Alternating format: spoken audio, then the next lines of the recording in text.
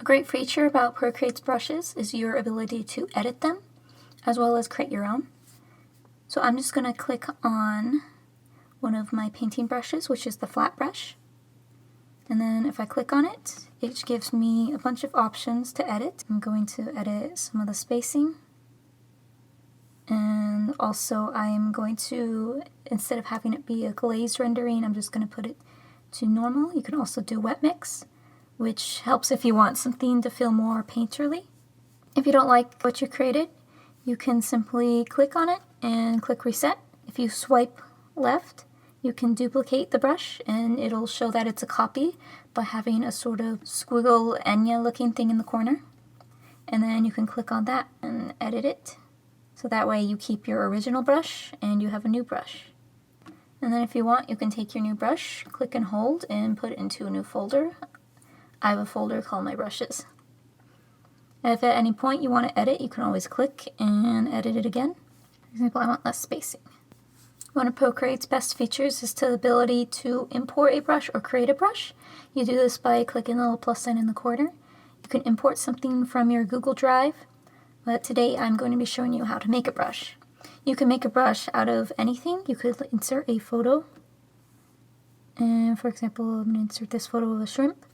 And then you can insert a grain, which I'm just going to use something from Procreate's library.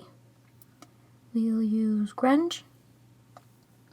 And I have now successfully created this shrimp brush. And you can increase the size, and if it's still too small, go to General and Size Limit, and go ahead and make the maximum huge. You can also make a brush in Procreate by making a square canvas, turning off the background, and we will be working with white. You can also, if you want, if it's easier, work with black and then just to invert the color. First I'm going to make a circle, and if I hold, an ellipse will be created that you can scale up and down. If you click Edit Shape, you can edit the ellipse into a perfect circle. If you click on the little blue dots, you can pull it into different directions, making it skinnier or longer. You can just click circle to make it back into a perfect circle. And if you click on the line, you can make it bigger or smaller. You can also, if you don't click on any of the lines, move it around the page. When it's good, you just click your brush tool to get out of there. Next thing I'm going to do is I'm going to add a square inside of the circle. And once again, I'm going to click and hold. And a quadratic was created. I'm going to edit the shape. I'm going to click square. You can also change the shape to different ones, and I kind of like circle better. Last but not least, inside the stamp, I'm going to just create a straight line through it. I'm going to hold to create this line. And then I'm going to tap in the corner, which will snap it, and it'll make it snap to different angles. I'm going to add a curve. So again, I'm going to hold, and it sort of creates a C. Oh, it also works with text, so let's add some text. I'm going to click on the wrench, click Add Text, and then I'm just going to put an M. I'm going to combine the two layers, and then invert them to white.